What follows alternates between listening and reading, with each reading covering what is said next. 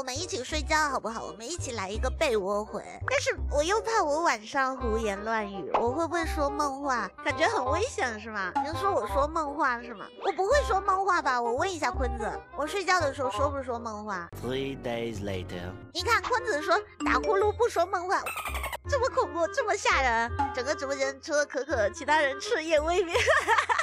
我说来一个情人节被窝魂，结果所有人都被我吵到，只有我一个人睡得很香。然后在大家的想象中是觉得我是这样子睡觉的，没想到我睡着了，结果是这样子的。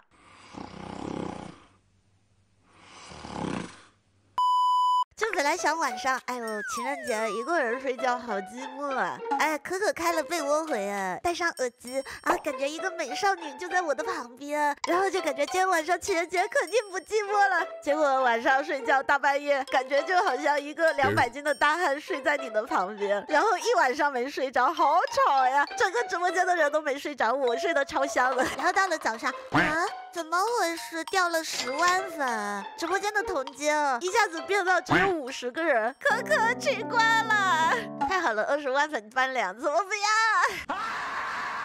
但是我觉得可以试一下，好吧？到时候我要是开始打呼噜了，就赶紧叫坤子打电话把我的直播间给掐掉。关注可可主人贴贴，娘。